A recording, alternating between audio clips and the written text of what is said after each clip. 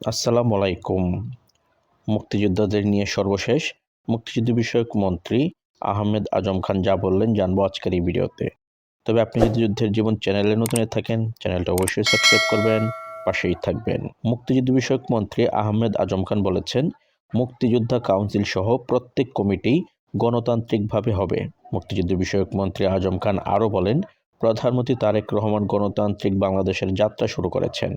তাই মুক্তিযোদ্ধা commando council সহ প্রত্যেক কমিটি পর্যায়ক্রমে গণতান্ত্রিকভাবে গঠন করা হবে। রোববার ২২ মার্চ টাঙ্গাইল সার্কিট হাউসে জেলার বিভিন্ন স্তরের সরকারি কর্মকর্তাদের সঙ্গে মত বিনিময় শেষে মুক্তিযুদ্ধ সংসদ প্রসঙ্গে সাংবাদিকদের মন্ত্রী এসব কথা বলেন। তিনি বলেন, মুক্তিযোদ্ধা মন্ত্রণালয় মুক্তিযুদ্ধ নিয়ে কাজ করে।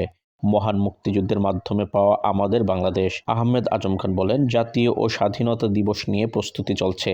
আশা করি সফলভাবে আমাদের পরিকল্পনা অনুযায়ী জাতীয় ও স্বাধীনতা দিবস পালন করা হবে। মুক্তিযোদ্ধার তালিকা ও রাজাকারের তালিকা নিয়ে প্রশ্ন উঠেছে, একথা উল্লেখ করে মন্ত্রী বলেন, এ বিষয়ে মুক্তিযুদ্ধ বিষয়ক মন্ত্রণালয় সুষ্ঠুভাবে সম্পন্ন করার কাজ করবে। যেহেতু আমি নতুন দায়িত্ব নিয়েছি, তাই বিষয়গুলো পর্যায়ক্রমে খতিয়ে দেখে প্রয়োজনীয় পদক্ষেপ নেওয়া হবে। অনুষ্ঠানের সময় জেলা প্রশাসক শরীফা হক, পুলিশ সুপার শামসুল আলম সরকার, জেলা বিএনপির সভাপতি হাসানুজ্জামিল শাহীন সহ বিভিন্ন সরকারি দপ্তরের কর্মকর্তা, দলীয় নেতারা উপস্থিত ছিলেন। তো আজ এ পর্যন্তই, দেখা হবে অন্য এক নতুন ভিডিওতে। ততক্ষণ পর্যন্ত সবাই ভালো থাকবেন, সুস্থ থাকবেন। আল্লাহ হাফেজ।